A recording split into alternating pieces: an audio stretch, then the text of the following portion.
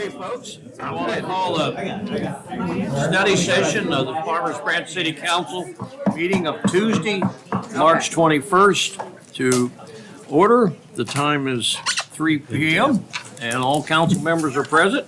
First item on the agenda is to go over regular agenda items. Does I have any questions on tonight's agenda? I have some, Mayor. Okay. Councilman. So for H2, regarding the asbestos removal, maybe I missed it. I'd like to understand what was budgeted for the expense. I see the amount, but I don't see what the budgeted amount was. We have a redevelopment operations fund, and during the year when we have real estate needs, such as the tear down the Jet Street because of certain issues, that was within the range that we thought it would be. We didn't know if we we're gonna tear down this year or next year, but it fit the scope of our budget and what we thought it would be. Okay, understood. Thank you for that. And then regarding that same agenda item, I wanted to also understand what the effect of the neighboring areas would be as a result of removing asbestos. I've never seen that happen before, so I'd just like to know what the effect would be. You know, it happens all over us, we just don't know it, which is great because we use a company called EnviroPhase, but many companies do remediation of asbestos before demolition. Those buildings built in the 70s, former fire station's one of them, has a portion of asbestos. And so the regulatory environments and the TCEQ manage all of those through that company. And so there won't be any effect to anybody around it. Okay, Maybe if you're the one doing it, but understood. Thank you. probably wear a mask. Let's see.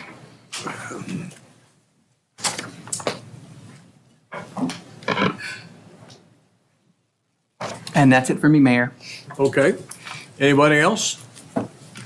Mayor, I have some questions. This is regarding the item H3, the prefabricated concrete restroom to go in at Hoya.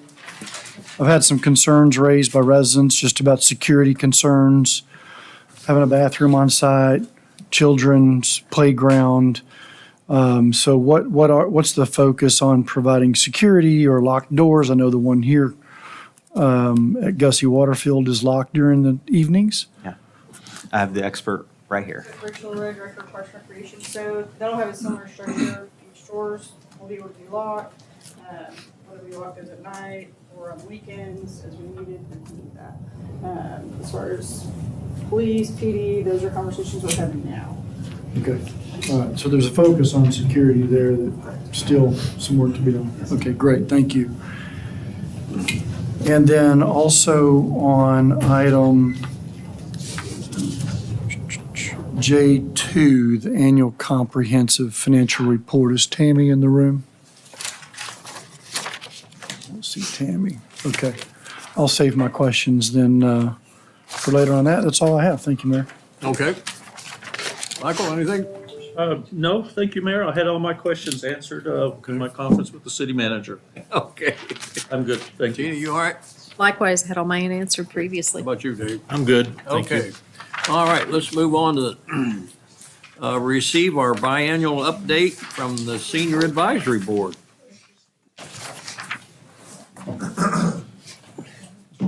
Take it. Yeah.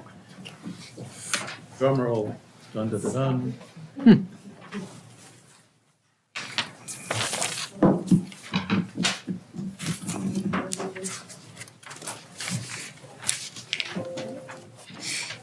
you pull that?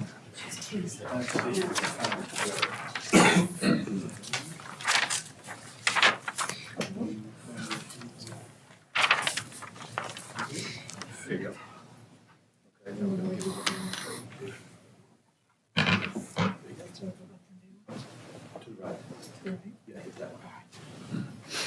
Good afternoon. I'm Deborah Hall. I'm the chair of the Senior Advisory Board. All right, here we go. Start again. Take two. I'm Deborah Hall. I'm the chair of the Senior Advisory Board at Branch Connection, and I'm here so pleased to present our biannual report from the Senior Advisory. Oops. Meet our board. We have one opening. We have 8 members. We have one emeritus. Ms. Katie Lady Roberts, and our participation rate is 91%. I've got several board members here today supporting me. And also, I want to thank the staff at the Branch Connection, Jackie Miles, Lynette Hill, and Jennifer Stone. They are so good. They work so well with us, and we just, they're a great team. We make a great team, and I'm so thankful that they're in our lives. And Jackie's here today. He got this, helped me with all this. Oh, by the way, I was 27 pounds heavier in this picture than I am now. I was looking at that and going, oh my God, I look so fat. I'm gonna tell you a story. Then you said you like stories, okay? While you're reading our mission and vision statement, we started our Friday Franks back up last Friday. And there was a gentleman there who I really didn't know. It was the first time he had ever been there, and everybody had gone through the line. And I was just standing watching everybody conversating, talking, laughing, listening to Irish music and eating. And the gentleman said to me, "This looks like one big giant happy family." And I said, "Mission accomplished." I said, that is what we aim for at the Branch Connection. And also, when we're talking about our mission and vision, and I'm talking about our board members, last time I presented, I didn't have all this written down. But our board members do so much more than just be on the board at the Branch Connection. I mean, we all still have families, grandparents, I'm a great-grandmother. I mean, we've got church and other activities. But in addition to all the volunteering that they do at the Branch Connection, they also work in the community. We have 2 Charlie Bird Award winners. We have members of the Farmers Branch Women's Club. We have front desk volunteers at the Branch Connection, and they also volunteer at every event that we have that is not board sponsored. We have a friend of the Historical Park, the Shareholder Advisory Committee, and Wayne Warwick is our dance instructor, and he has dance lessons every Monday night before our Monday mixer. So just goes to show that we do so much more than just hang out at the Branch Connection all the time. And we do go out and we try and spread the word. Some figures, I'm not a statistician, and I had to call Jackie today and get some clarification. But our membership totals year to date are hot off the press. We have 1,114 active members at the Branch Connection as of this morning. Our end of year total for our membership was 54,578, the highest that we have on record. And our customer approval rating, our NPS rating, is 86. So year-to-date programs, and I said to Jackie, we need to let people know how many programs we offer up there, because we always say, oh, we've got so much going on. We offer 275 programs at the Branch Connection in a year. And examples of success. Craft Fair, 62 vendors. Our Veterans Day celebration that we had to pivot from outside to indoors. And of course, we had Craig Parker. I got a bed squad. I was so excited. Our Laser Light Show, our Charlie Bird Award. We had a pro-veterans organization set up and answering questions and dealing with the public. And we had our Valentine's show. We were sold out with 144 tickets. Game night, over 200 tickets sold and over $10,000 in sponsorship cash and prizes, which was $2,000 over last year.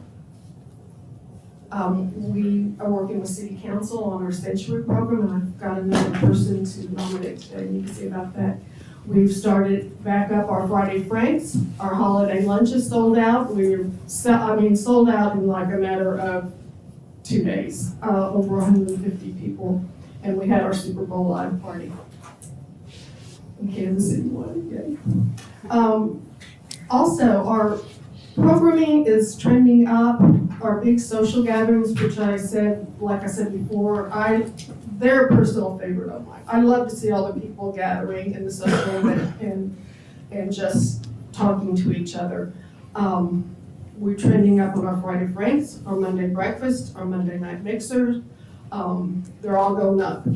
In addition to all the individual classes, the exercise programs of the arts and crafts, just phenomenal increases in those. So for the future, Fish and Fun event in the end of April, which we always help with. March Madness coming back to the Branch Connection, March 31st, the North Region Share Volleyball Tournament. We're going for a three-peat. And again, continue to increase programming and stay on top of what our members want. And then, of course, you know, the renovation, which you'll have to vote on something tonight. So I hope with all these nice figures and hopefully I have a decent presentation, we're still in your thoughts tonight when you have to make that vote. So, any questions? Council, any questions for Deborah? Answer all your questions? I don't have any questions. All I can say is, job well done, and, you know, you're blowing the doors off. And I know how much you and all the other members of the senior advisory board, as well as Jackie and all the staff there, how passionate you are, and that always shows anytime someone sets foot inside the Branch Connection. So just keep it up. No questions? Right. I'm kind of come lately to this renovation of the center, but I assume you folks are all happy with what's being proposed there as far as renovations to the facility and all that? We are. Okay. That looks to me from the renderings, it's going to be a little more homey looking facility rather than just so much institutionalized. Definitely. Take away the institutional look and get it updated and, yeah, we're excited. We're so excited, and like I said, and we're very patient, but we're also getting older, and so we don't have as much time. Well, hopefully we'll get it going. And hopefully it won't be delays when we do get it going. So, Mayor, I have a Okay. Thank question. you all for listening, and y'all have a great afternoon. I have a question. So on the renovation plans, I don't know where Mike's sitting. Rachel. Rachel, okay. Are there any expansions of space in the renovation, or are we still using the same footprint? Same footprint, but the rooms are being reallocated, they're gonna get some new features. Functionality will remain the same, but they get some new things. but Okay. same- So seeing the trends of member scans and the number of programs, Deborah, do you guys have any concerns with simply the size of your space and being able to accommodate, you know, the growth and activities and membership and participation? I would say no.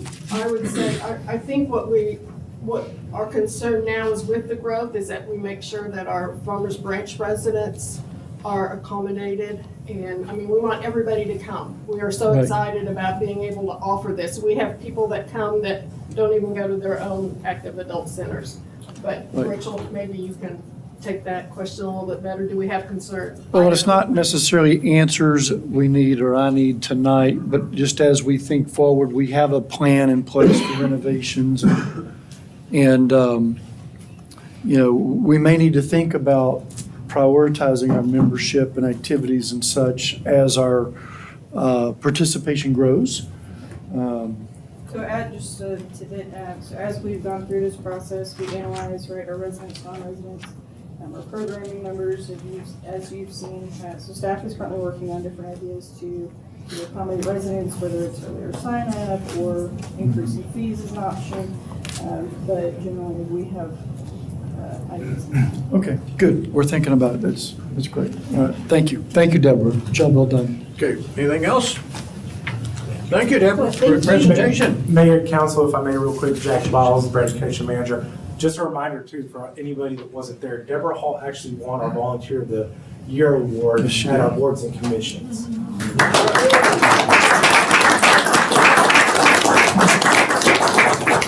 Like I call it, my award for having fun. All right, let's move on to A3 is discuss and provide direction regarding proposed amendment to the landscape regulations of the comprehensive zoning ordinance. Thank you, Mayor. Good evening, everyone. Should we present as Director of Planning?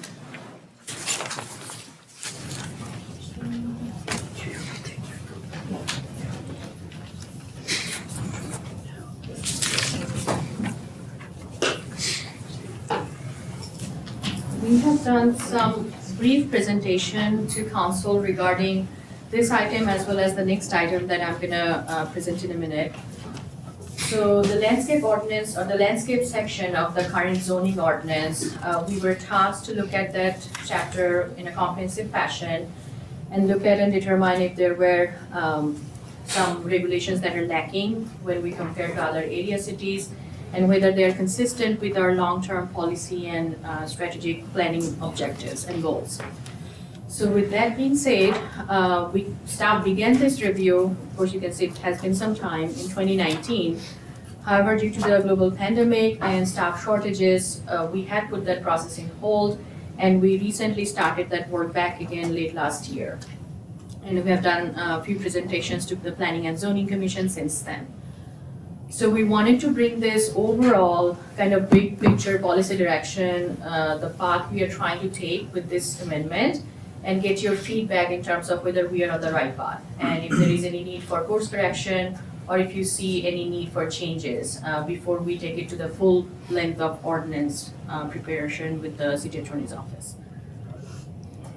So what is the purpose of this amendment? As I was briefly referring to, it has to align with the City Council's strategic plan, our city's long-range or the comprehensive planning goals, our sustainability plan, the Planning and Zoning Commission goals and objectives, and the stormwater management. Sometimes we forget that how important landscaping and tree preservation goals are to also aid and support the stormwater management criteria of the cities and the municipalities. And also bring it kind of in a comparable scale with the area cities, because at the end of the day, when we are looking at a quality development, we are trying to compare ourselves with the area cities. Not to say that we are good or worse, but to see where we stand in a scale. So this is kind of a table where we looked at some of the area municipalities in the DFW region. We looked at Addison, Bastrop, Carrollton, Colleyville, Copeville, Garland, Grapevine, Irving, Mesquite, and Plano. My apologies, before we started doing the presentation, I meant to mention this. I cannot take credit of any of these presentations because my consultant planner, Kira McCardle, did all the work on both of these projects. So I'm kind of presenting her slides. So I wanted to mention that. She's at a different time zone, so I wanted to give her the night off. As you can see on this table, this one is focusing on, if you look at the table heading, the single-family residential landscaping, the site coverage requirements, if there are any front yard requirements, and if there are irrigation requirements. You might ask, why are these four categories picked up and why are they being looked at? Because when we look at landscaping ordinances in other area cities, you will see they're varying in different scope and different scales. For example, some ordinances will be focusing on, well, maybe we don't want to talk about single-family residential landscaping, we want to focus on commercial landscaping. Some cities focus on the site coverage aspect of things, whether they're asking for like 10%, 20%, or 5% like us. Some cities have specific requirement in terms of location of landscaping. They want to focus on how your property appears from the street. So that's where the front yard requirement comes into place. Irrigation requirement is very important because you can make it strict requirement for installing new landscaping, but if your irrigation requirements are kind of up in the air, they're not going to survive in the Texas weather. So that's why those four big categories were looked into. And you can see where you see an X, those cities do not have any specific requirements in those areas. Where you say one tick, that means they have addressed to some extent. Where you see more than one check mark, that means they have gone into much more detail versus some of the other cities. The percentage is easy to follow. We have a 5%, which so far what we have seen is the lowest in the scale. Many cities go in the range of 15 to 20 based on the zoning district. Some cities go to the 10% or 15% range of site coverage in terms of landscaping. So starting with the residential landscaping requirement for single family and duplex lots. The reason we are focusing on this one is our current landscaping requirement. If you notice the second kind of bullet point, it says Farmers Branch current, this section shall apply to all districts except our district, which means our current landscaping requirements does not apply to any of the residential landscaping or residential lots within the city. So this would be something new, so that has to be brought into the forefront that this is new territory for us if we go this route. Other DFW cities in the region, we just looked at the table, they do have either a tree requirement or a percentage lot coverage requirement for landscaping for single-family residential lots and also duplex lots.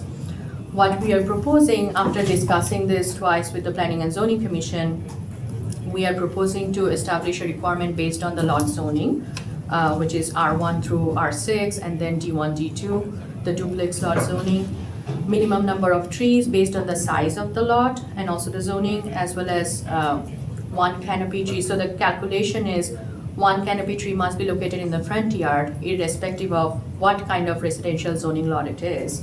And then based on the size of the lot, the number of trees will be determined, that how many number of canopy trees will be required to put on your lot.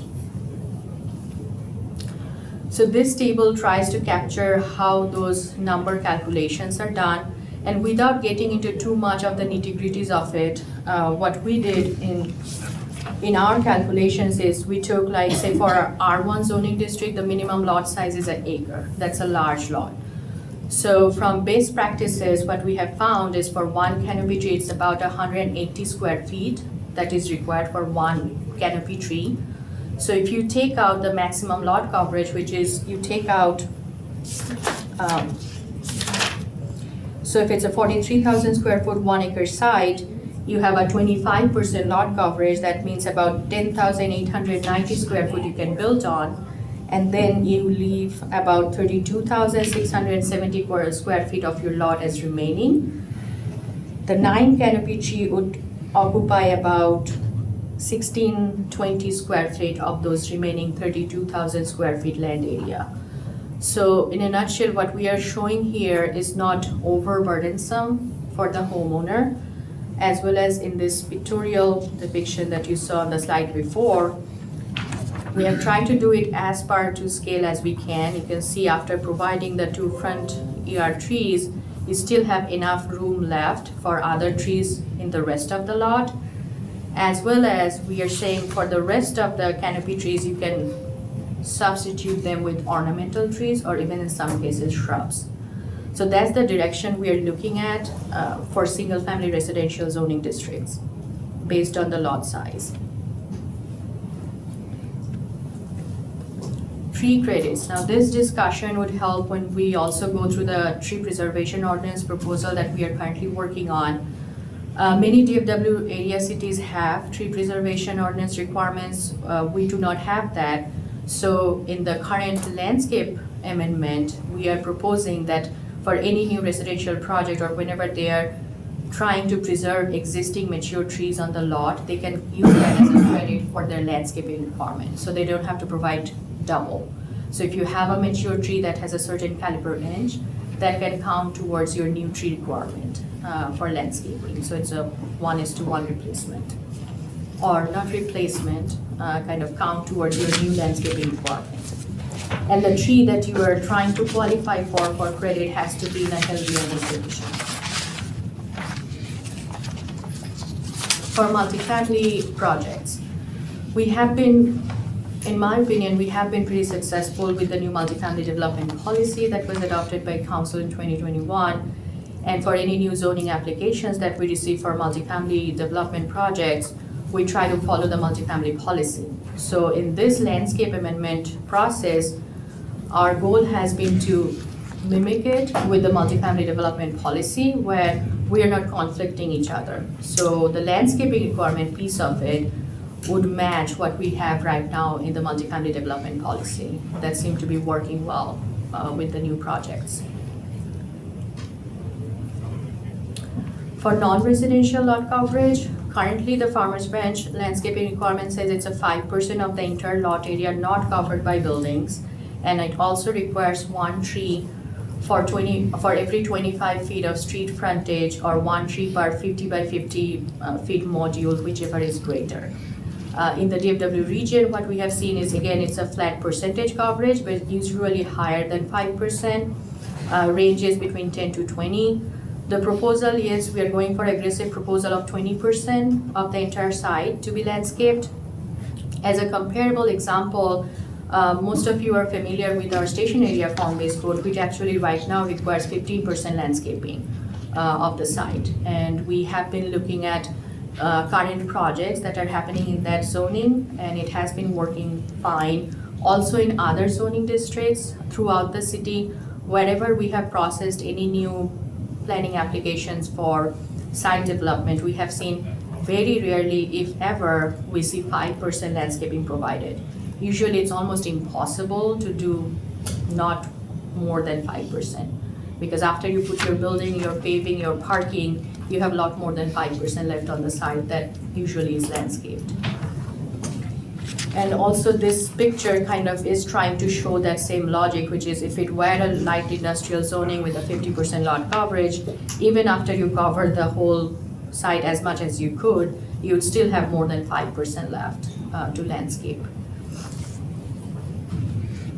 The additional part of the 20% landscaping is, we are also suggesting that we require 50% of that required landscaping to be in the front yard setback. That way most of the aesthetics and the visual focus be on the front of your site.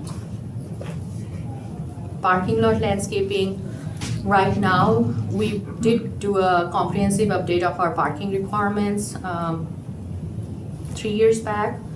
And when we worked on that, we reduced our parking ratios, which is making it consistent through the nationwide situation of requiring less concrete for your new urbanized projects. And also we encourage sustainable parking lot design, which include rain gardens, permeable pavement, and increased landscaping. So we are mimicking that concept in the landscaping section now, referring to the parking section, which has the sustainable landscaping practices, and saying require 10% of the interior of any parking lot be landscaped, and 1 canopy tree for each 10 parking spaces. These are very standard if you look at other landscaping ordinances throughout the metro area. Usually they try to combine the landscape islands where you have a sizable landscape island to where trees can survive, rather than having those in-depth islands. These are some of the pictures that shows what kind of rain gardens or sustainable landscaping designs we are recommending or suggesting with this new amendment. This not only reduces stormwater runoff, it also allows in, it also helps in certain practices if done right, then it clears or purifies the stormwater before it goes into the storm drain system. And it slows the flow of, or the sheet flow through the parking lot.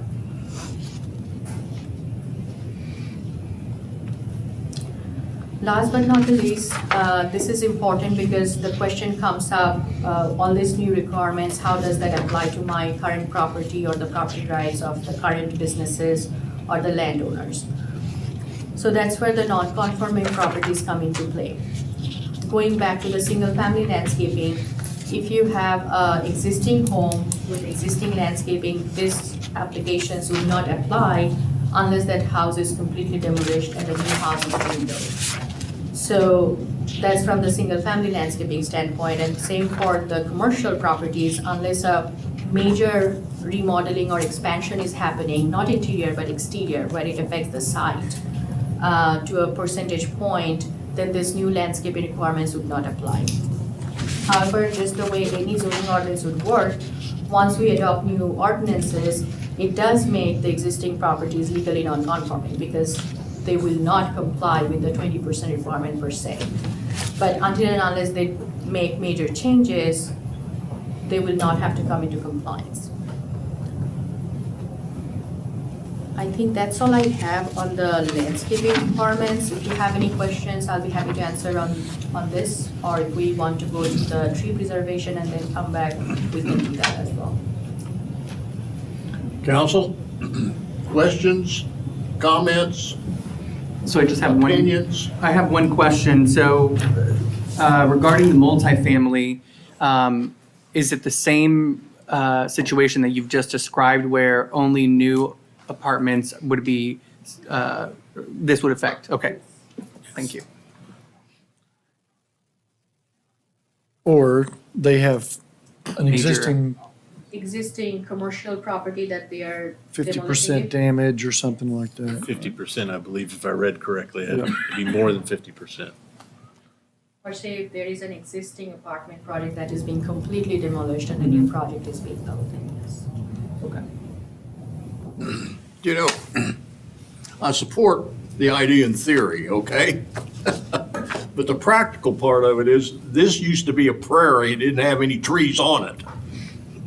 And it's not a natural thing to have trees in the central plains of Texas. And, you know, I came here from the north and 45 years ago, and we'd go out in the woods up there and dig up a sweet gum or a maple or live oak, hard maple or something, and go out and put it in the yard, and it grew fine, and we didn't have any problems with it. But here, having a tree is like having a child. It takes continual maintenance, and I've spent thousands of dollars on trees in my yard, which most of them are not even there anymore because they've either died or the wind split them up or broke them up or whatever. And there's very few varieties of trees I've found in this area that do very well. I happened to bring one down from my farm in Oklahoma and put it out in the backyard 20 years ago, and it's the best tree I've ever had. I don't even know what it is. I think it's a pin oak or something. But I probably spent maybe $500 in trimming it and over those five or 20 years, and it stays a beautiful shape. It doesn't have any diseases, anything like that. So, but every other tree I've had, it's been a real problem. And you know, most people, and this is going to play into the next item we got on the agenda, dealing with homeowners to put in trees today. We don't even have horticulturalists. You know, when we first came here, there was Hilder's Brothers were down on Harry Hines, and there were two really smart guys that were in nursery business, and they could give you advice and things like that. You know, today, you know, the guy comes out, he's got a little magnetic sign on the side of his car and a rope and a chainsaw, and he's a horticulturalist. And that just doesn't work. I mean, I think a lot of this stuff we're doing, and you can't, if a tree dies, I spent $600 digging out a live oak stump to put in a crepe myrtle in there. And so there, it's expensive, and they advised me against doing that. And so, you know, the reality of a lot of this stuff is just not real applicable. And so I have concerns about, you know, especially residential people. Commercial real estate, you know, they supposedly hire landscape people that know what they're doing and fixing stuff and all that, but I've just had really bad experiences here, and I've tried to hire the best of the people I have had come in and work on the trees in the yard and the landscaping, but you know, it's a continuing battle to do it here, because this isn't natural topography to raise a lot of beautiful trees. So Yes. I don't know what the rest of you think, but you know, I'm not saying we don't do it, but I'm just saying, you know, we finally need to massage the thing to figure out how to make it practical, that people don't have to put, you know, several $1,000s in a tree in their yard to keep it up and take care of it and maintain it. A lot of these trees that you got, they sell you that grow real fast. I mean, you have to spend several $100s a year trimming it to take care of it. And a live oak tree is not an easy tree to trim either. I mean, it takes a lot of, somebody knows what they're doing to do those things. And so I just worry that if we're putting a big burden on, especially residential people, to take care of trees and stuff and put them in their yard and maintain them, is that a doable thing? I think perhaps, if I may, and I spent enough time watching the P&Z meetings where this topic was, you know, discussed. I think what we're trying to address, the problem that we're seeing, is that when new residential properties, and we'll focus on residential, not on commercial properties, but on new residential, we don't have anything in our ordinance that addresses the landscaping enough and trees we're going to talk about the tree ordinance next. We haven't gotten there, but this conversation has led there. But we see new properties being constructed that the demo rebuild, they'll take and swipe the land, and then they'll start fresh. And we want them to keep the neighborhood feel and not just start with a green slate of grass where the trees are there. We want them to reinvest in the trees so that they're there for the neighborhood and the canopy, et cetera, in our neighborhood. So that's the problem, I think, that we're addressing in the tree ordinance for residential. But on the commercial properties, when a developer comes in, we have our base zoning in the CZO that will only ask for this 5% of coverage of landscaping. And we saw the chart that they put together, the 10 or 12 different other cities of comparison, and we're the lowest on the chart there. And so therefore, if we just bump that up, 20% was the proposal. There was some discussion around the P&Z table. You know, is that too much? Is that maybe 15 more appropriate? But when those developers come in, that 15% is after they place the building on the coverage and where the rest of the space is available to put it. And if we're forcing them through new proposals and new amendments to put most of the improvements, a majority of the improvements, at least half, 50% or more, in the front, that's the beautification that we're looking for in our community. And I think that's where P&Z, I believe, unanimously approved this approach. So I think it's challenging to come up with the use case. It's a giant Plinko game. I've used that term before of what am I going to do? Am I on the residential side? What am I doing? Am I scraping my yard and I'm building a new house? Or am I just, the question came up in P&Z, or am I just changing out my landscaping? If I'm just changing out my landscaping, and Sarupa, correct me if I'm wrong, the new zoning doesn't apply to you. So this idea of impacting the residents is pretty narrow in its focus. It's really on if I'm swiping my, lot and building a new house. And we want them to make sure that they're part of the community and not just a brand new house on a green slate of grass. So I think that's the problem that I'm seeing here. And I think the P&Z has spent a number of hours, wrangling and wrestling with this and debating, and I watched all of that. And so I think what they've placed in front of us is a good proposal. I think the messaging, and you guys struggled with the messaging in P&Z as well, on understanding the use cases that are being discussed here. Are we in multifamily? Well, that could be in a PD, and that may have landscaping requirements already in the PD. Are they doing it in the CZO, which would be in the base where we don't have much? You have to figure out where you're at in that Plinko game, if you will. And I think that's where we haven't gotten, a good set of use cases. And I'll go back to former Chief Hale when we were talking about the trucks, and Jay Siegel was here as well. We had a picture of all the trucks that could be parked in the neighborhood. And so we understood where we were at. And I believe that Kira put together or found the city of Wilmette in Illinois that had a 2-page, document that, understood or explained what was going on. I think that's where we're at.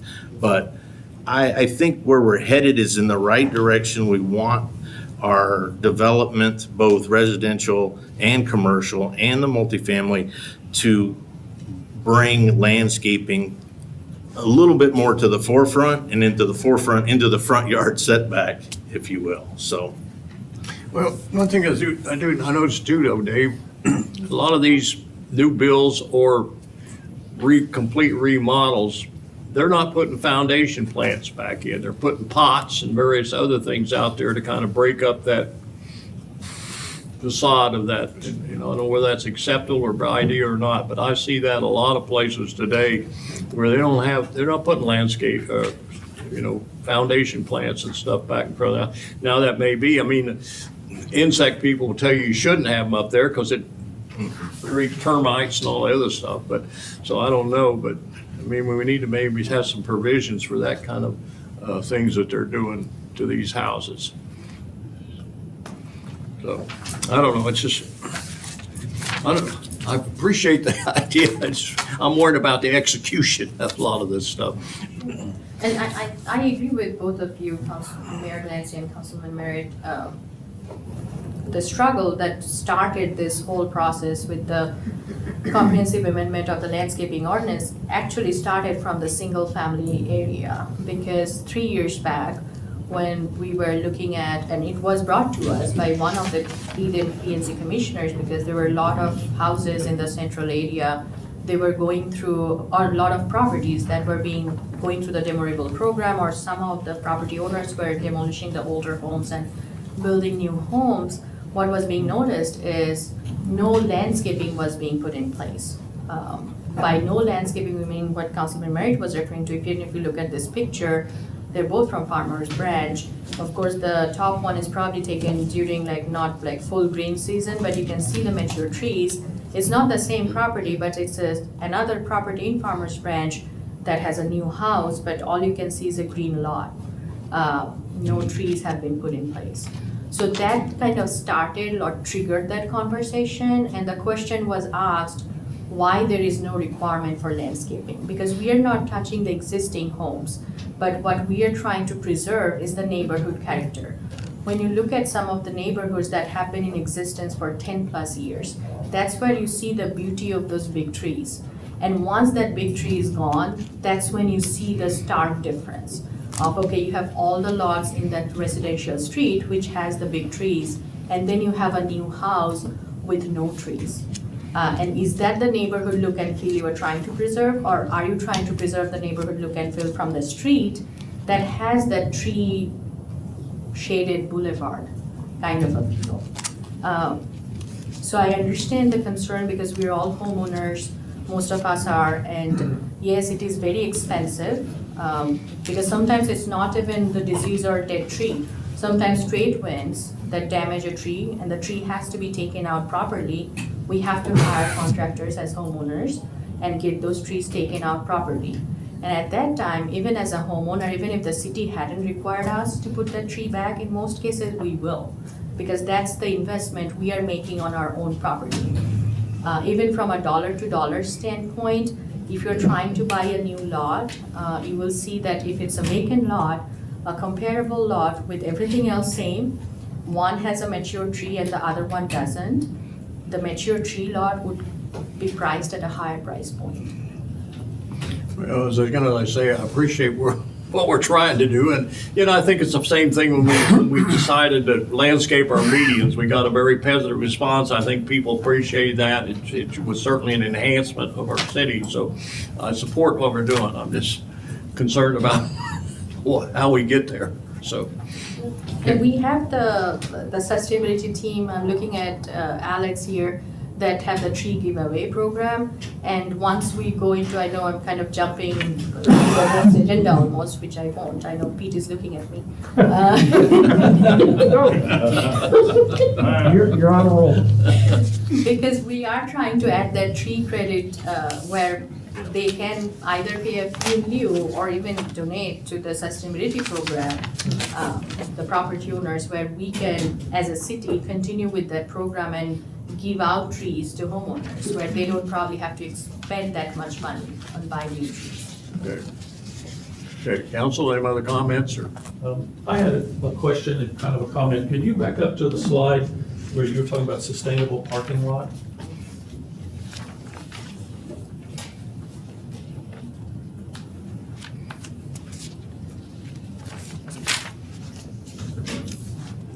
For people that aren't familiar with bioswales, if I'm saying that correctly, and the permeable pavement, could you maybe explain a little bit about what those things are and how that helps with the stormwater runoff, which is, a growing problem that we have and all cities have when we get these gigantic storms?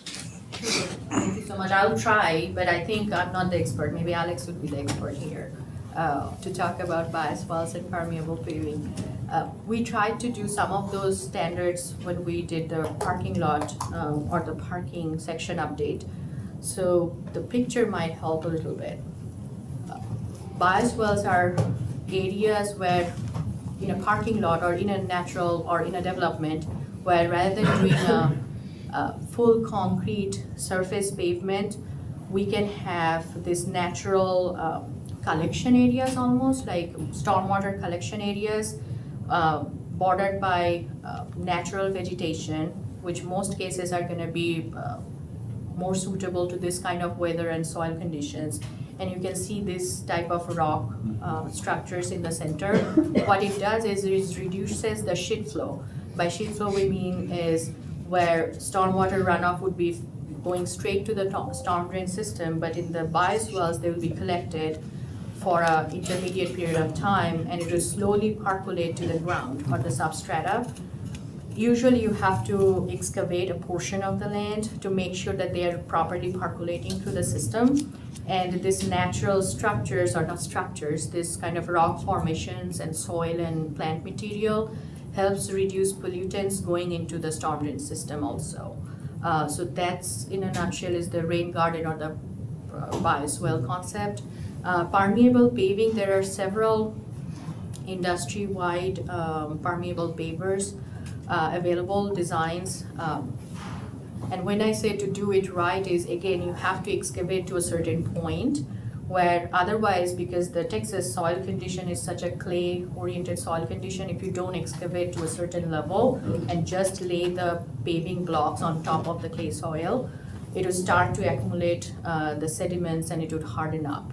So once you do a required amount of excavation and put in the honeycomb looking or different types of looking permeable pavers, it does the same thing, which is it reduces the runoff, it collects the water, slows down the percolation, and eventually, of course, it goes through the storm drain system. I would also look at Shane Davis, if Director of Sustainability and Public Health, if you wanted to add something, or Alex. Same thing, you have to excavate, you can't just use the clay soils we have here. You gotta have sand down below, so you gotta be able to hold the water for a little bit before it releases it. You're just trying to do anything you can to reduce the amount of runoff going straight to the creeks. Don't have to lift an impervious surface. I think those were great explanations, and I'd just like to add, particularly on the bioswales, when I was on P&Z several years ago, we did one of the field trips we did, we actually had a perfect example of that. If anyone's ever been, or I would encourage you to go to the LBJ Library on the SMU campus, and in their parking lot, they have the bioswales, and it's much more aesthetically pleasing. And as Sarupa outlined, when we have these big storms, instead of just acres and acres of concrete and standing water, and you've got to splash, splash, splash to get to your car, et cetera. It drains into these, I'll just call it ditch, I don't know what the right term is, but it's landscaped, it's got native grasses or plants and flowers that can take the heat in the summers here. And as she said, it percolates the water down, and it has the extra benefit of not the flooding. But when it's just concrete, and this is one of the big problems that Houston had when they had Harvey hit, because they didn't have zoning, and I don't know the percentage, but they just got more and more concrete than a lot of cities. And that's what caused that severe flooding. But also, when we have those big events and it's just concrete, well, then all the oil and chemicals and junk is washed over those pavements and down into, the stormwater in our creeks and rivers and everything else. And so it has a lot of complementary benefits.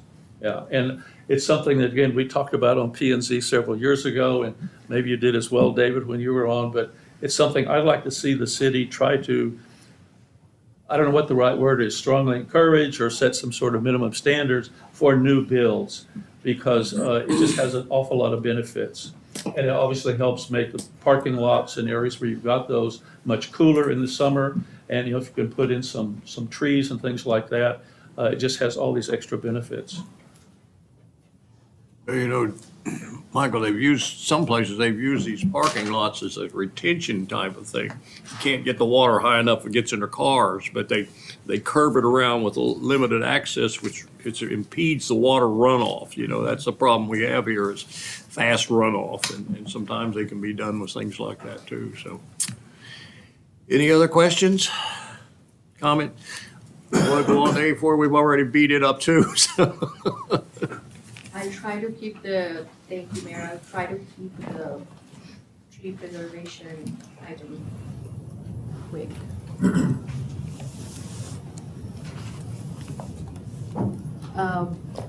Kind of carrying forward, it's a good progression to talk about tree preservation ordinance. That's another effort we are undertaking. As you can see right now, we actually have no requirement for tree preservation in the city. It just says all landscaping shall be maintained in a living, growing condition. Any landscaping that is removed must be replaced with the same or comparable species and caliber plant as when it was originally installed. I can never stop myself from saying this city's tagline whenever I talk about tree preservation ordinance. We are a city in a park. And it means different things to different people. To me, when I hear that, it means to me like usually we hear there is a park in a city, but who can say there is a city in a park? So if we are a city in a park and we really treasure our mature canopies as our assets, then what are we doing to preserve them? Because that's the overarching goal for tree preservation ordinance, because it's preserving your mature canopies. If landscaping is to increase your green footprint, increasing your green landscaping, tree preservation is kind of the counterpart of it, how you preserve your mature trees. Again, we looked at the area cities or other cities that have tree preservation ordinances. This chart is a little bit different because we looked at the scale of some cities have some flexible requirements, some cities have very comprehensive requirements for tree preservation, and some cities focus on preservation and replacement aspect of a tree preservation ordinance. So where you see the check marks, that's the range or the complexity level of that city's tree preservation ordinance. So of course you see that Denton kind of goes on the preservation and replacement category. Colleyville, Carrollton, Bastrop, they have a more comprehensive outlook for tree preservation, whereas Addison, Garland, Irving, Mesquite, and Plano, they are more flexible, but they still talk about tree preservation. Why? We talked about, of course, there are so many benefits for preserving a mature tree. I mean, I don't have to read through the slides. We all know this. There are environmental benefits, social benefits, economic benefits, and of course, the community benefits. Starting with single-family residential areas, the other cities, what they're doing, some cities do require comprehensive tree preservation requirement. Carrollton have no tree preservation requirement in single-family residential. Colleyville applies to new residential subdivision, does not apply to existing single-family lots. Copel applies to redevelopment of single-family and duplex lot, and same for Denton. They apply to redevelopment of single-family and duplex lots. In our proposal, and this picture, I kind of love that image on the slide. It's a perfect example. It's a demolition situation where they're scraping the lot to the ground and building a new house, probably. And you can see that lonely tree, it's probably going to be removed before construction. But that tree ideally would have been in a perfect situation where it could have been preserved if there was a requirement or ordinance in place. But right now there is no requirement, probably. So that tree kind of will be removed in future. So the proposal that we have right now for tree preservation is for single family and duplex residential lots. There would be a permit process required for tree removal, no fee, and that permit review will go through staff, more of a development review committee process, which is a very similar process for planning applications. So it would involve other department staff as well, from public works, community services, planning, engineering, and fire. Replacement of removed trees required when an existing dwelling is demolished. So the same philosophy, we're not touching the remodeling cases or expansion, but if you have an existing mature tree, and we will have a list of trees that qualify. So if it's certain caliberage or more, and if it's certain species, those are your trees that you have to preserve. So of course the proverbial trash trees, they are not required to be preserved. Or if the tree is in an unhealthy condition or has been damaged by storm or some other condition, then those trees do not have to be preserved. But those qualified trees, if they are being requested for replacement, then they have to go through this permit process. And either they have to be replaced on a caliper inch basis, like meet the caliper inch on site, or they can pay a fee in lieu of replacement. So the replacement requirement, I don't want to go into too detail of what other cities are doing in terms of how this replacement requirement is tailored based on the city's priorities and policy requirements. What we are proposing and what we have discussed with the commission so far is we are looking at a retain option as the preferred option, where if trees that are retained may count towards landscaping, which we talked before, and they have to be maintained in a healthy, living, growing condition during construction. Non-residential, we are focusing more on replacement. So if there are protected trees as defined or as will be defined in the ordinance as a tree that is more than 10-inch caliper size and from an approved species list, then those trees have to be protected in a non-residential property. Number of caliper inches removed must be replaced and encourage a diversity of species. So just because you're removing 2, say, live oaks doesn't mean you have to replace 2 live oaks. It can be different species as long as they are comparable in size and the comparable in species. If there is inadequate space for replacement, you can donate the tree to the sustainability program or pay a fee into the tree replacement fund. With this proposal, we are suggesting that we create a tree replacement fund that can be used to sustain our tree credit program or tree giveaway program. Or we can also use that fund to replace trees in the medians or other public right-of-way improvements. And replacement trees must be planted prior to issuance of a CO, and removal of a tree without a permit will result in a fine based on caliper inches removed and required replacement to be undertaken. This is a map that was created last time when we were working on this ordinance, that if we do establish a fee for replacement trees in lieu, then it would be distributed back to those zones where the fee was collected. So if it's a central area where they paid the fee, then when as a city, we replace the trees in either publicly owned property, which is right-of-ways or medians, or if we are going through the tree giveaway program, it would probably be focused in that particular area where the fee was collected. There would be exceptions with this tree retention and replacement requirement. It can be waived for damage caused by large-scale weather events such as tornado, hurricane, or any kind of storm event. Maintenance and installation of utility services may require removal or pruning of existing trees. That's understandable. Trees which are diseased, injured, or are hazardous.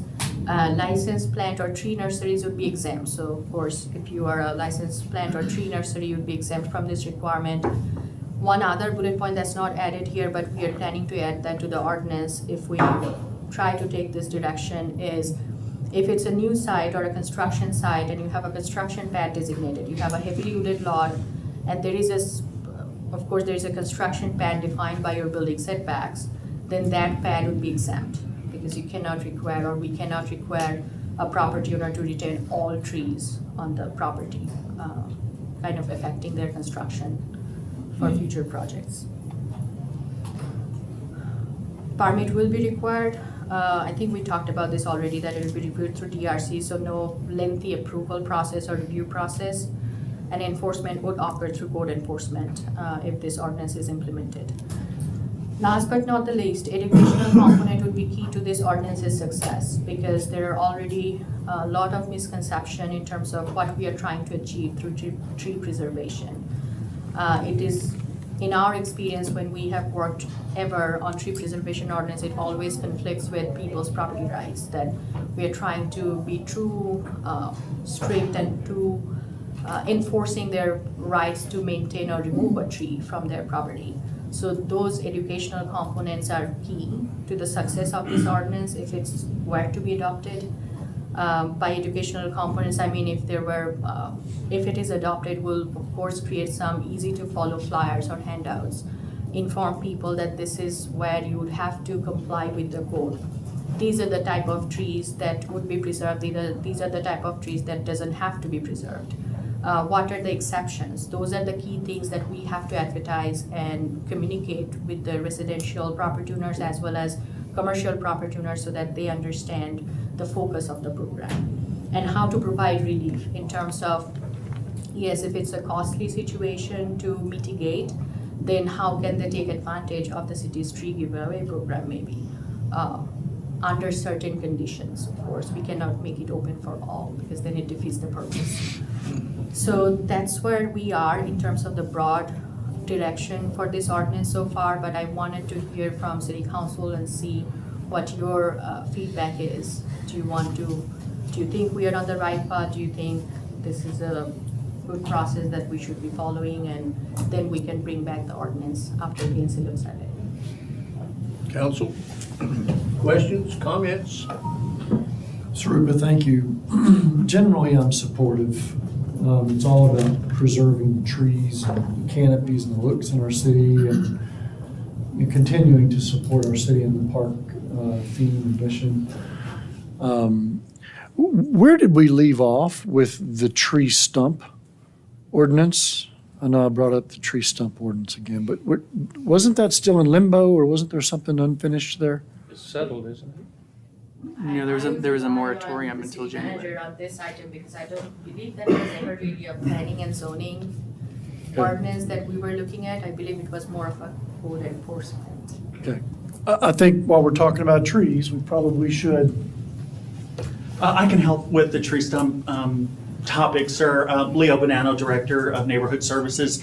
We did finalize regulations for tree stumps several months ago, last year, and where we landed was this was the first update after the birthday of the current property maintenance code. And so what was decided was that tree stumps do not have to be removed, but they do have to be at least cut down to 6 inches above grade. And the reason that the Code Enforcement Task Force and the council members at that time did not require complete removal was because of the expense of the drilling and things like that. So right now, the property maintenance code says if you have a stump on your property in the front yard, then it has to be ground to 6 inches or completely removed. So that's what the law says right now. Okay, thank you, Leo. Sure. So Sarupa, you mentioned that, the educational component of these changes is going to be very important. I think an opportunity to educate residents is when we're issuing COs. Someone moves out, someone comes in. One of the first things I did when I moved in was cut down a dead tree and a few other trash trees on my property. And so there's an opportunity to educate. I think there's a fine line between the spirit of what we're trying to accomplish here and being HOA-like, right? And that's probably one thing you were thinking of when there are some misperceptions and such of what we're trying to do. And I want us to be very careful and cognizant in that regard. But generally, I am supportive of what we're trying to do here. So I have a question. In a situation, and I'm just having flashbacks of last year in May when there was a huge storm that happened and there was a lot of trees that were damaged. In a situation like that, what happens if we were to move forward with something like this? Would they have to quickly pull a permit or wait? Or, I mean, if a tree has fallen or is significantly damaged, what happens? I believe that's where we will list them under exception, that they will not have to go through a permit, but from a safety standpoint, I believe they would follow just the regular maintenance code, which is if you have a damaged tree in your yard or somewhere where it can fall on either your house or your neighbor's house or the fence, and it can cause some safety concerns, they will follow the proper maintenance code, and that would be the timeline that would be required for removing of that tree. From a tree preservation ordinance standpoint, those will be exempt.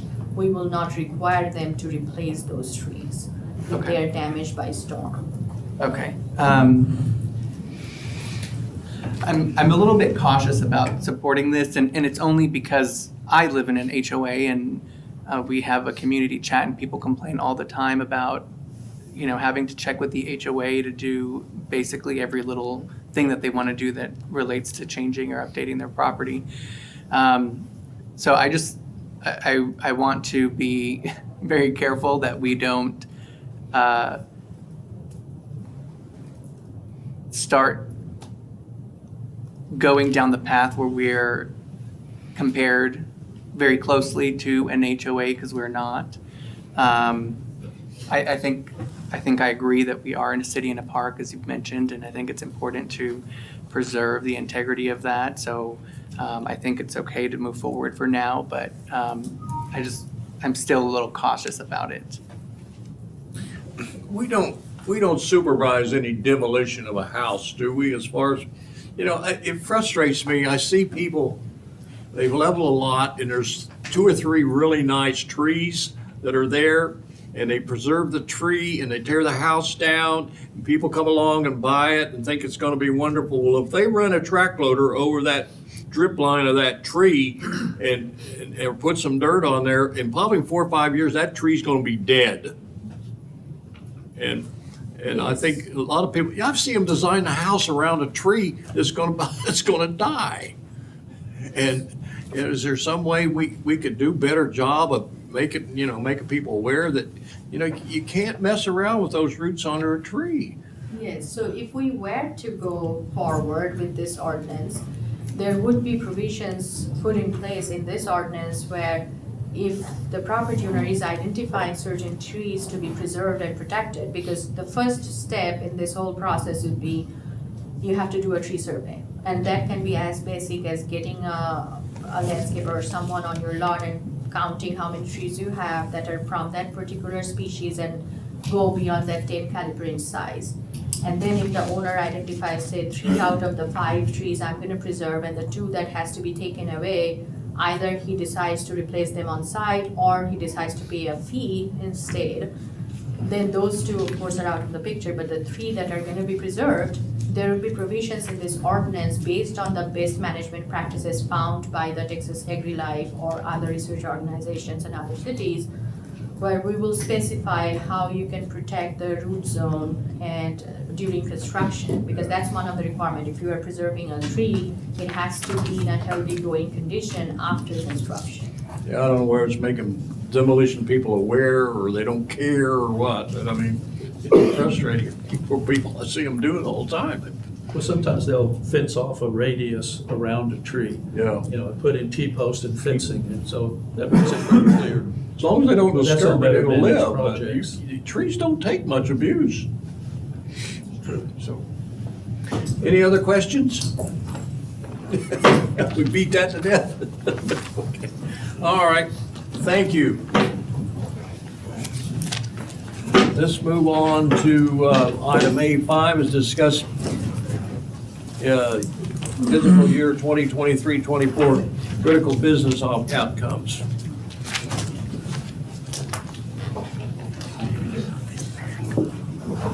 Good afternoon, Council, Mayor. I'm Jawaria Tareen. I'm your Chief of Staff, and I'm bringing back discussion on critical business outcomes for our strategic plan 2024. Before we go to our discussion item today, I'm going to look at with you our process briefly. This is where we are today. Depending on our community need, City Council identifies critical business outcome. Staff takes it from there, develops different programs and budget proposals. Key performance indicators for our performance measures are developed. City manager has a budget that presented to the council. If there are any changes needed, changes are made and approved. At this point, it becomes the City Council's budget. The map here may look familiar to most of you because I took it from our budget book, page 10. It presents our 4 core goals: serve our customers, provide financial stewardship, manage the business, and promote learning and growth. This map serves as a business visual planning tool for us and a communication tool for our staff. Looking at this map, a staff can tell how my job contributes to the main goals of the city's strategic plan. It aligns with our critical business outcomes.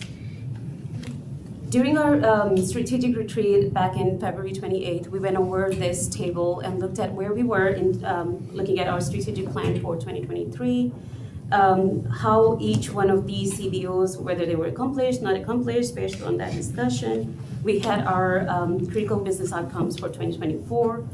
We did modify one CBO4 and we took out CBO7 based on our discussion. What I'm seeking here today is, do we want to discuss this one again? Or are we going to go with what we recognized that day and what we're going to take from here? So I'll leave it open for discussion and guidance. Thank you.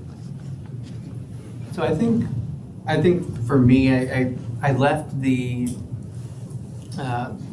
retreat thinking to myself that the CBO6 regarding sustainability initiatives was very similar to one that I had brought up, which was essentially executing public safety initiatives. I've added some agenda items for future discussion in council relating to public safety. And that seems to be a recurring theme that I keep hearing in neighborhoods. And so I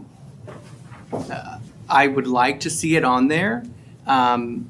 And if not, then I guess presumably under the same logic, I don't see why we would need CBO6 on there, because I feel like if it's an ongoing recurring item that we're going to continue to monitor, whether it's on here or not, then I think CBO6 kind of falls in that same logic. So I guess I was trying to maybe get the pulse of the other council members and see what they thought about that.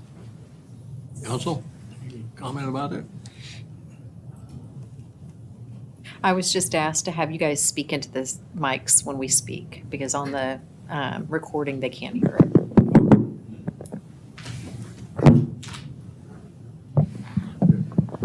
So, Councilman Roman, just to make sure I understand what you're trying to say, you think CBO6 needs to be removed because it's captured elsewhere? Yeah, I when we were talking about, I brought up public safety, and because it's something that we keep hearing about, wanting to be looked at, addressed, and enhanced, and so it made sense for me to suggest that would be one of our critical business outcomes. However, the response that I received when I brought that up was, well, it's going to be part of an ongoing operating the city. We're going to continue to do those things whether it's on here or not. So then I said, well, as I thought about it more, well, I think CBO6 seems pretty similar to that. And so either maybe we should execute public safety initiatives, or we should remove sustainability initiatives from there, kind of keeping consistent with the same logic that was used in the response that I received about public safety. That's kind of how I'm thinking about it. I'm just trying to logically work through it. Agree with that? I mean, I think that makes sense, right? Either they're both up there or neither are up there, I think is what the. Yeah, and I'm not trying to pick on sustainability Sure, by any no, means. I promise you, I think it's an important thing for us to address. Sure. I just want to make sure that we're being purposeful and mindful about the things that we're adding on here. Sure, and I think what we talked about, and you alluded to it, Omar, that the fact that one is a project versus one is a program and the ongoing ability to that. I think if we did anything, I like the idea of perhaps rolling sustainability initiatives off the key business outcomes, but rather than insert anything else, we augment it with an assumptions that we have ongoing programs for public safety, parks and recs, infrastructure, et cetera. And we add that as a footnote to the bottom of that particular table. So I think future readers would then be able to see these are the key business outcomes, but we also expect the city to operate at the highest levels across all of those particular functions. Mm-hmm. Yeah, So- I think that's fine. Okay, rest of you comfortable with that? I agree. Okay. Take out the 06 or leave the CBO6 there and add No, ma'am. I think the proposal that's being discussed is to remove CBO 6 and then add an assumptions, and the assumption that the council expects the city to continue the programs of public safety, And sustainability. sustainability, parks and rec, infrastructure, et cetera. I mean, the ongoing elements. So that for the reader understands that these are the critical business ones, which are going to go down to what now we're just down to 6. But that way, going forward, they understand that we have agreed that those underlying functions are still key and integral to functioning of the city. Yep. Okay. Got that? Very comfortable with that? Yes. I personally prefer to keep CBO 6, execute sustainability initiatives, and I don't see those as kind of related with public safety, and I think public safety is an ongoing priority of the city and always has been, but on the sustainability initiative, I feel that if you look across the city structure in all the different departments, I'm not at all convinced that all those departments are pulling in the same direction in terms of sustainability as an important goal. I think each department has their focus, and that's what they're focused on. And, most corporations and governments and, nonprofits, organizations, hospitals, school districts, they're all trying to emphasize, and also it's an educational component to the public and their constituents, shareholders, whatever, to be more sustainability minded. So I think it's kind of an important objective personally. The rest of you comment about that? I think I'm still comfortable with the recommendation that we've provided as we've discussed. I mean, the status of that one is for solar farms and electric vehicle charging stations, which we're putting in, we're moving forward, right? The construction of the West Side Trail starts this year. They're all in progress at this time. Sorry? They're all in progress at this time. Right. They're all in progress. I mean, I don't think removing CBO 6 to me says we're not going to focus on it. We're just saying that it's not a part of these other CBOs. Public safety is not the same as sustainability, but I think conceptually, whether they're on this list or not, they are very much alike. I mean, if we were going to have sustainability on here, I would think public safety would be CBO number 1, because without that, you have nothing else. So the fact that it's not there kind of tells me sustainability doesn't need to be there either, but that doesn't mean that we're no longer going to treat that as a priority or an important, aspect of what we're allocating resources and Right. such to. Well, as I said, I don't see them as related or connected in any way. And if we want to make a critical objective, enhancing, continuing public safety, whatever, we certainly, in the last budget cycles, we have added police officers, overhires, and other things, to benefit and support our police department in our efforts to be fully staffed. And my concern is, yes, we're putting in some charging stations and everything, but I don't want people to think, well, we've checked that box, so it's not important, because then it kind of falls out of any kind of a focus. That's kind of been my experience in the corporate world anyway. When something falls off of, these are our objectives or these are our core principles, people go, oh, well, we checked that box and, it's gone, and it, out of sight, out of mind. And again, I think there's a lot that the city as an organization can do on sustainability, recycling, being more environmentally and sustainability minded. And, we had a sustainability commission or board, and it was discontinued, and we just brought it back, a year ago? Year and a half. Alex, or? Yeah, about a year and a half. Yeah, and so, anyway, that's kind of where I am. Mayor and council, I may have a solution that checks the boxes for everyone. If you saw the strategy map on Drew Aria's previous slide 3, that's how we create value for the organization as a whole. And you'll notice I hear focus quite a bit. So I was like, this is a great opportunity to bring up our focus areas. These are areas where we have to be successful to achieve the goals of the city, even without a critical business outcome. This is an area where sustainability already sits, so it's not going to lose as part of our focus area. It's part of who we are, but there may be an opportunity to, for example, put public safety up there because that is a focus area, and I believe my budget's going to show that coming forward. Sure. So I think that should be able to check the boxes and maybe bring us away, is it a critical business outcome or not? But put public safety in our focus area grouping, make sure we have the right groupings in there. That's a strategic management tool, and that shows where we have to be focused to be successful in everything else we do. And I think that might be a nice solution to what we're trying to accomplish here. I keep hearing the term our focus. Are we going to lose our focus on it? Well, public safety would fit nicely up there as well. If that's a solution that y'all would consider supporting, that might help us I love move that. forward. You comfortable with that? I'm fine with that. Yep, Fine that's with good. that. Okay. Reasonable. All right. Thank you. Thank you.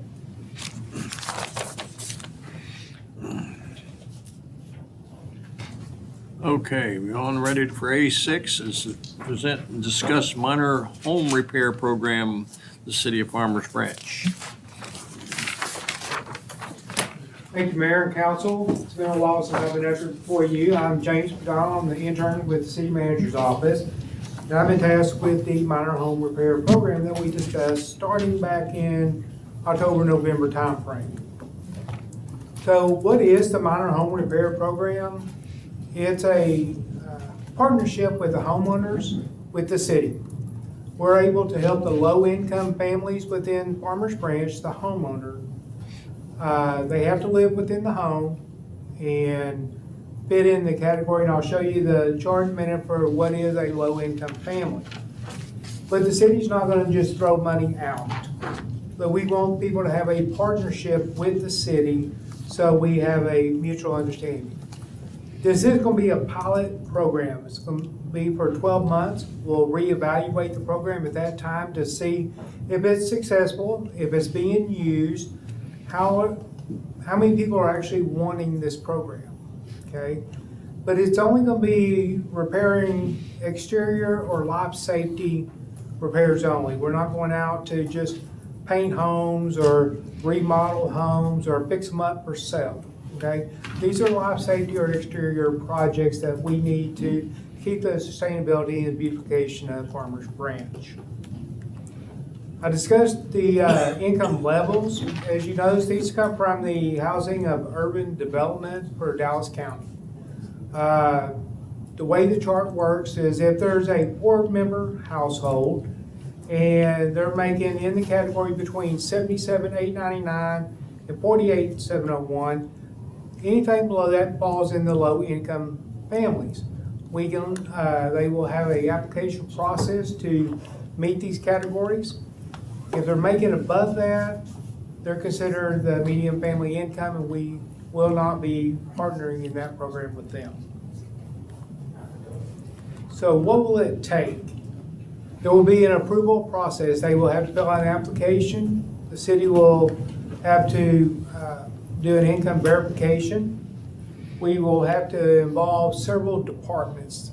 A neighboring city, Carrollton, has a project like this, and they have 3 full-time staff members devoted to just this program. We do not. So it's going to take a lot of work from all departments working as a team to make it successful. We're going to have to look for contractors for work. It's not just a pull up the phone book, we have a list of contractors, we use them. We have to have some vetted into it because the city's going to be in agreements and contracts with the homeowners, with the contractors. So we want to make sure the agreements and contracts go through our city attorney. They're going to cover the liability issue, so no liability falls back on the city when we perform this work. We have to go out and get quotes. We can't just take your word that your job is X amount of dollars. We'll have to have quotes to make sure that the city is spending money wisely with the homeowners. Then there will be a follow-up process after the work is completed. The city will place a lien on the homeowners for a specified time of no more than 7 years, depending on the amount of the contribution from the city. So we'll have to follow up with that to make sure that if people are trying to sell homes I mentioned earlier, we're not in this to remodel your home so you can sell it. We're in it to help you with remodel or fix your home or the repairs for life safety to make it better for the citizens. But how are we going to communicate this to the public? We'll be posting it on our city webpage to go live April the 1st.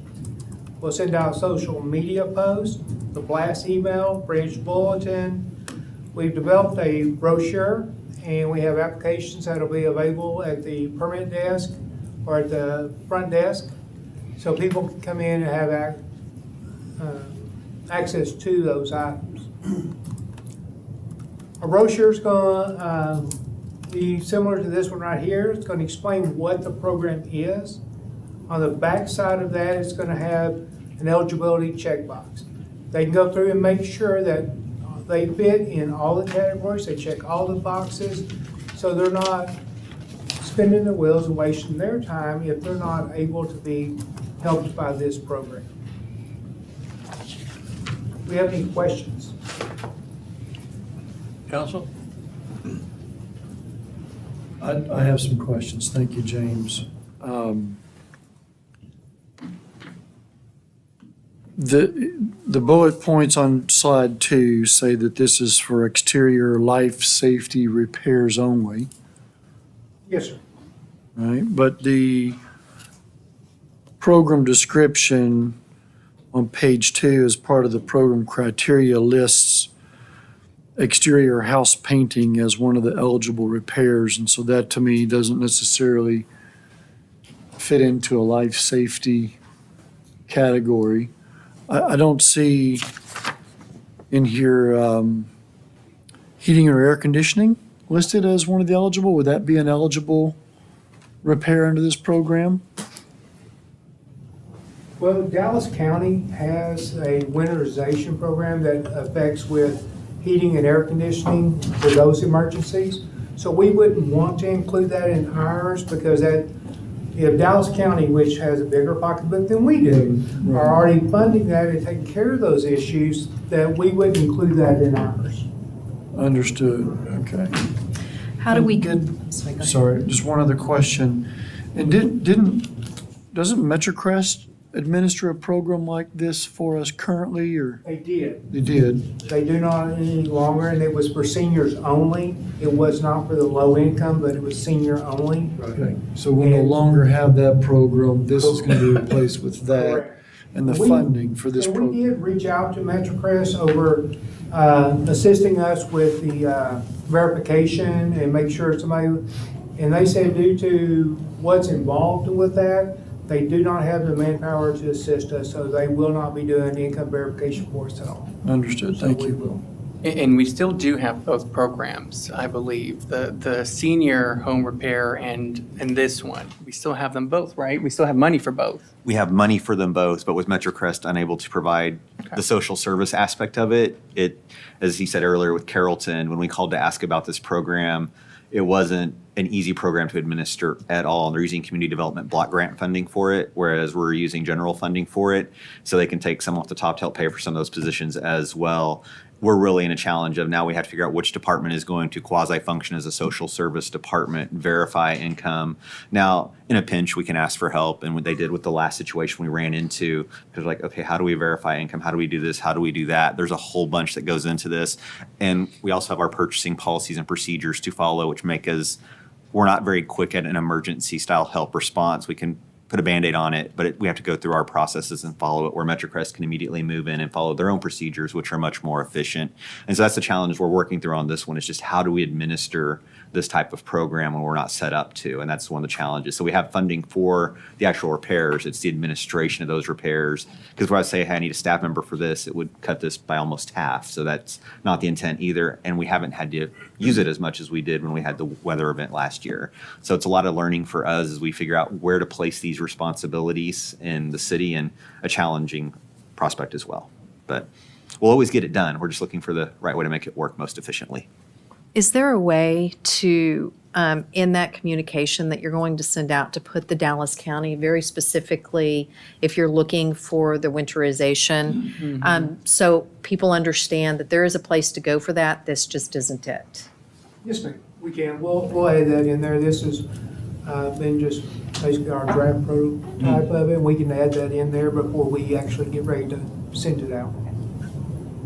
So, going into something Richard had brought up, I also too saw under 3.1 of that document that was prepared, under eligible repairs, it mentioned exterior house painting, yet in 3.2, under ineligible projects, it said cosmetic repairs, for instance, repainting a home a new color. So in what instances would exterior house painting qualify for this program? If the paint from what we've done on this apart, if the paint's all chipped off and it's getting rotten wood and it's causing deterioration of the home, those are where we can step in and assist with that, but we're not gonna go in because you don't like a blue house anymore, you want a red house. We can't do that, and just because they qualify for this doesn't mean that the city will grant that. But these are, I guess, generalizations of what we can do. And then if they don't fit into those categories of what we need to make the beautification, then we don't have to approve that application. Okay. And then it also said that qualified homeowners can get assistance with repairs not to exceed $7,500. So, and I recognize that this is a matching program. So does this mean that the project, the 100% cost of the project, which includes the portion that we would contribute and the portion that the resident would contribute, must not exceed $7,500? Or is it just that the portion that we would provide to a resident would not exceed $7,500? The repair in total would be $7,500. Okay, so then that would be our half would be 100% of the cost? Yes. Okay. Now, as council, y'all can change that, say city wants to give up to that, and then the project would go to 15, but as it stands now and written, 7,500 is the total. Okay. If there were a situation where a roof needed to be repaired, I know we've done that before during a big storm. I think a roof needed to be replaced last year around May, June. Do we know what that cost was to access money from the senior housing repair program? I do not. Because I think that project would be in excess of $7,500. And I believe, and I would have to double check, that there was a limitations on the roofing on that. Okay. Because I personally, and this is just my opinion, I would feel more comfortable saying that the funds that the city would disperse would be up to $7,500, but the project could vary in price, but the maximum that the city would match would be $7,500. That's what I would personally feel comfortable with. Sure, this is y'all's program. Yeah. We're just trying to corral it, so if that's what the general consensus is and that's what you want, But it's not my money I'm giving away. Right, right now, the max the city would match would be $3,750, correct? Yes, ma'am. So not $7,500? Correct. Okay, As Okay. it's written. Now, like I said, if y'all want to make the city's match up to 75, then it could go up to 15,000. So. okay. You Can you could try it in a way, I mean, you adjust it, if you're having a lot of cash outlay and you don't feel like you want to do it, you can always change the program based on that. But you Just as see a what kind reminder- of participation you get. It's 100 applicants at $75,000. I mean, if you do the math, it's only 100 folks at the max that you could assess. Right. So, I mean, I think that's, how far do you want to stretch your dollar? Yeah. And I think these are emergency situations. So if you needed your roof replaced through a, freak of weather, if you will, you would hope that they'd have insurance and those things. I think we're looking at how do we immediately, cover up and protect them from that phase in those income brackets that we're talking about. Yeah. So it's very narrow. So I think while I'm concerned most importantly about the staffing, hearing that Carrollton has 3 staffers and we don't have any, that's the most concerning. you know, what is our return on investment? It's good that we're trying to do something, and I'm all for trying to figure that out. But if we're going to spend, you know, a person or a person and a half, two people, you know, collectively to manage this $75,000, is that the best use of our resources and our skills? And just to add to that, Carrollton's program is the money available for it is much larger. And it's coming from a different bucket. Right, Yeah. number one. Number two, the residents that they have there are much larger as well. And number three, they've got, I think, it's 4 different programs that they've got in place as well. And I'm just going off of memory from the last time we talked about this, we were comparing the different programs that other cities have, and they've got like 4 or so programs. And so I think for that reason, it requires three staff members. And so this is a small amount. And so hopefully we'll be able to find some creative ways to make this work. And if it's successful, maybe we can find other ways to make it more successful in the future, but. I'd be surprised you had 100 of them, Dave, that come forward here to do that, unless we have a storm or something really bad. And you're not let them use this as deductible against their insurance or anything like that, though, so. I would be concerned, lead paint on a house is dangerous, right?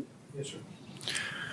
We have a lot of old homes in Farmers Branch, and the paint may look fine, but it may be lead paint.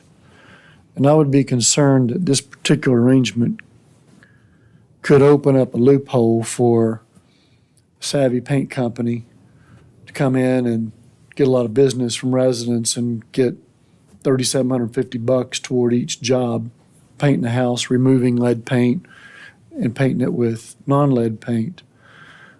So I have a number of hesitations, you know, with the burden that vetting these scenarios places on our staff when we have 0 resources for this today.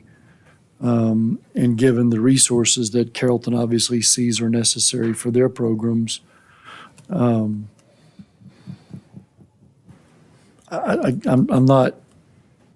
not in favor. Yeah. Anybody else?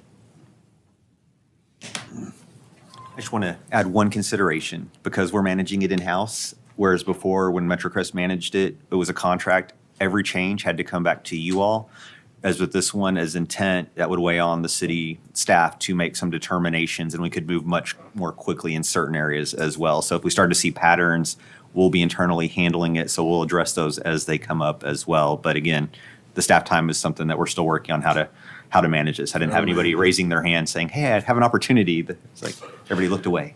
So maybe, Ben, in that regard, is there some, you know, summary or explanation of how you will plan to, because I think that would help me with a decision on this if I had a better grasp on the staff resources this is going to take and how we're going to. We can prepare that for you, our proposed pathway on how we're going to manage this. Okay. Right now, we are relying on James quite a bit as our intern to help us research, work through it, and put something together. Because again, my staff said everybody's working hard, they're working a lot of hours, and so it's just where do we place this? So Right. we're trying to build it as best we can, and we can identify the pathways we propose and bring those back to you all in a memo if that's easier. I think that picture would help me. Okay. I would With it. You'll be working with code enforcement some on this too, Ben, as far as Yes, we some will. of the stuff? I mean, like somebody's railing on their porch or something's dangerous or something like that, and where Porch they didn't have the post. funds to fix it. and Yeah. Do things like that with it. And we don't want to get into major remodels and all that for sure, but I think it's one of those things you just kind of have to fool with a little bit and figure out what works and what doesn't, and massage it as time goes on. So, I mean, there are literally thousands of scenarios that you could map out in a policy for this kind of a program, and you're still going to miss a lot.